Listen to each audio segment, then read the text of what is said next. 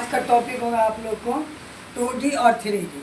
हम समझते हैं कि 2D और 3D किसको कहते हैं। सबसे पहले यहाँ ध्यान दीजिए, 2D का मतलब क्या होता है, 2 डायमेंशन, और 3D का मतलब क्या होता है, 3 डायमेंशन, यानी 2 भुजाएं हो जिसमें 2D, और 3 यानी 3 डायमेंशन या 3 भुजा हो जिसमें उसको 3D कहते हैं। अब यहाँ पे ध्यान दीजिए, यहाँ हम लिखे हैं 2D मतलब 2 डायमेंशन मतलब 2 भुजाएं।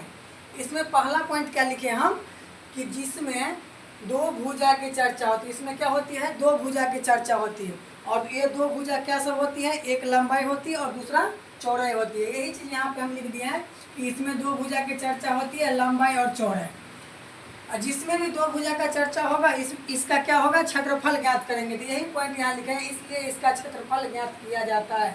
सबसे अधिक सीटेट में क्वेश्चन यह पूछा जाता है कि 2D में क्या आता है और 3D में क्या आता है, यानी आकृति को पहचानने के लिए आपको कहा जाएगा।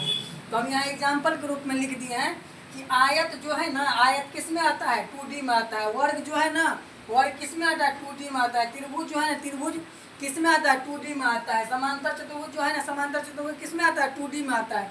वृत्त जो है ना, वृत्त किस में आता है, 2D में आता है। यह क्यों आता है, क्योंकि कभी आप ये नहीं सुने होंगे कि आयत का आयतन ज्ञात किया जाता है। आयत का हमेशा क्या होता है, क्षेत्रफल ज्ञात करते हैं। वर्ग का क्या होता है, क्षेत्रफल ज्ञात करते हैं। इसलिए ये सब क्या होता है, 2D में आता है, और इसमें 2 भुजा होती है। अब अगर हम बात करें 3D का, तो 3D में क्या होता है कि इसमें 3 भुजा होती है। इसलिए यहाँ लिख दिए हैं कि इसमें 3 भुजाओं की चर्चा होती है, लंबाई चौड़ाई ऊंचाई।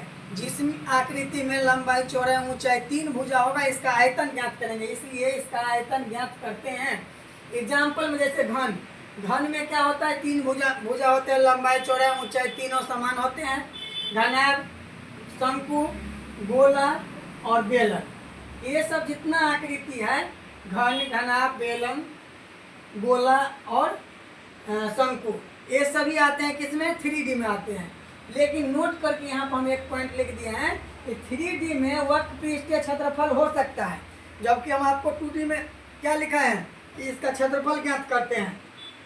तो जब भी आपको सीटेट में क्वेश्चन पूछे कि 2D में क्या आता है, 3D में क्या आता है, तो सबसे पहले ध्यान रखना है कि जिसका भी क्षेत्रफल ज्ञात करेंगे वो 2D में होगा, जिसका भी आयतन ज्ञात करेंगे वो किस में होगा, 3D में होगा। और 2D में कब होगा कि जब इसमें लंबाई और चौड़ाई होगा। 3D में कब होगा कि जब लंबाई और चौड़ाई और ऊंचाई तीनों होगा।